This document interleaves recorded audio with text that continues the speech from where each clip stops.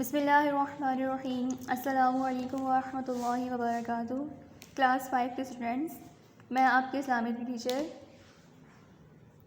انشاءاللہ آج سے ہم اپنے فائنل ٹرم کا آغاز کریں گے۔ ہمارے فائنل ٹرم میں سب سے پہلا حصہ ایمانیات میں پہلا چیپٹر ہے جہنم۔ پیج نمبر 31 آپ سب نکالیں آرام سے اور توجہ کے ساتھ بیٹھیں۔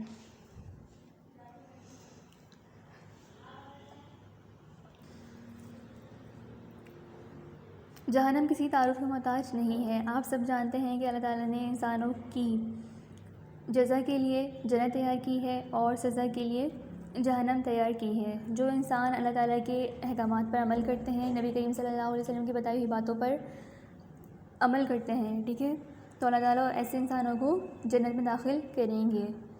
اور جو انسان نہ اللہ تعالیٰ کی باتوں پر عمل کرتے ہیں، نہ اللہ تعالیٰ کو مانتے ہیں اور نہ نبی کریم صلی اللہ علیہ وسلم کی باتوں پر عمل کرتے ہیں، تو ایسے انسان کو اللہ تعالیٰ جہنم میں داخل کریں گے۔ اب ہم اس چیپٹر کی ریڈنگ کریں گے۔ آپ سب فنگر میرے ساتھ ساتھ رکھیں اور پڑھیں۔ جو لوگ اس دنیا کی زندگی کو اپنی مرضی سے گزاریں گے، اللہ تعالیٰ کے احکامات اور حضور پاک صلی اللہ علیہ وسلم کے بتائے ہوئے طریقوں کے مطابق زندگی نہیں گزاریں گے، تو مرنے کے بعد ان کا ٹھکانہ جہنم ہے۔ جہنم انتہائی تکلیف والی جگہ ہے جو کافروں اور مشرکوں کے لیے تیار کی گئی ہے۔ وہ اس میں ہمیشہ ہمیشہ اور سخت عذاب میں رہیں گے، ان کو کبھی موت نہیں آئے گی۔ یہ اللہ تعالیٰ کی طرف سے ان کے لیے ایک سزا ہے کہ انہوں نے نہ اللہ تعالیٰ کو مانا، نہ اللہ تعالیٰ کی وحدانیت کو مانا، نہ ان کی نبیوں کو مانا، اس لیے وہ ہمیشہ ہمیشہ سخت عذاب میں رہیں گے۔ وہ جنت سے کبھی بھی، جہنم سے کبھی بھی نکل نہیں پائیں گے۔ جہنم والوں کو جہنم میں کوئی فائدہ نہیں پہنچا سکے گا اور نہ ہی ماں باپ یا دوسرے رشتہ دار وغیرہ ان کے کسی کام آ سکیں گے۔ ہر انسان جنت یا جہنم میں اپنے اعمال کے سبب سے جائے گا، اور جب ان کا ٹھکانہ جنت یا جہنم ہوگا تو جہنم والوں کو کوئی بھی کسی قسم کا فائدہ نہیں دے سکے گا۔ یاد رکھنے کی بات ایک حدیث میں ہے، جس آنکھ سے اللہ تعالیٰ کے خوف کی وجہ سے ذرا سا آنسو خواہ مکی کے سر کے برابر ہی کیوں نہ ہو نکل کر چہرے پر گرتا ہے، اللہ تعالیٰ اس چہرے کو آنکھ پر حرام فرما دیتے ہیں۔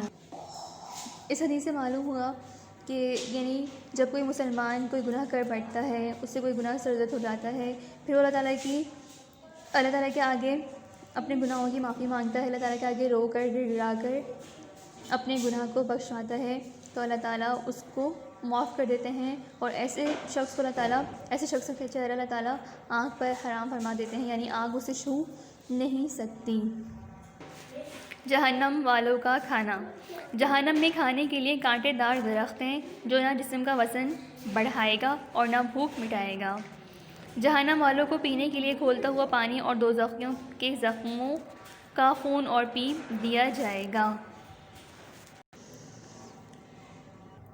یہاں دیکھیں ڈرنے کا مقام ہے کہ جہنم میں جو لوگ جائیں گے، ہمارے لیے یہاں پر دیکھیں عبرت کا مقام ہے کہ جہنم والوں کو پینے کے لیے گرم اور کھولتا ہوا پانی دیا جائے گا، اور دوزخیوں کی جو جلنے کی وجہ سے زخموں سے پیپ اور خون نکل رہا ہوگا، وہ بھی جہنم والوں کو دیا جائے گا۔ تو اللہ تعالیٰ سے جہنم میں جانے سے پناہ مانگنی چاہیے، جہنم سے بچنے والی دعاؤں کا اہتمام کرنا چاہیے، اور ایسے اعمال سے بھی بچنا چاہیے جو ہمیں جہنم میں داخل کرنے کا ذریعہ بنتے ہوں۔ آگے دیکھیں جہنم میں زبردست آگ ہوگی جس سے جہنم والوں کی کھالیں جل جل کر پک جائیں گی۔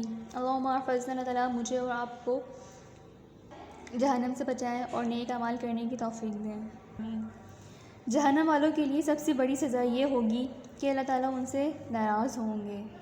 کافروں کو ہمیشہ ہمیشہ کے لیے جہنم میں رہنا ہوگا، البتہ گناہ گار مسلمان سزا بھگتنے کے بعد جہنم سے نکل کر جنت میں داخل ہو جائیں گے۔ یعنی کافروں کے لیے تو جہنم ہی ان کا آخرت میں ٹھکانہ ہوگا، وہ ہمیشہ ہمیشہ وہاں پر رہیں گے، لیکن گناہ گار مسلمان صرف اپنی سزا کو بھگتنے کے بعد جنت میں دوبارہ داخل کر دیے جائیں گے۔ یہ بھی اللہ تعالیٰ کا ہم مسلمانوں پر بہت بڑا کرم ہے۔ اب پیج نمبر 32 پر آئیں۔ حضرت انس رضی اللہ عنہ سے روایت ہے، اللہ صلی اللہ علیہ وسلم نے اپنے ایک خطاب میں فرمایا، اے لوگوں، اللہ تعالیٰ اور اس کے عذاب کے خوف سے خوب رو، اور اگر تم یہ نہ کر سکو تو پھر اللہ تعالیٰ کے قہر اور اس کے عذاب کا خیال کر کے تکلف سے رو اور رونے کی شکل بناؤ۔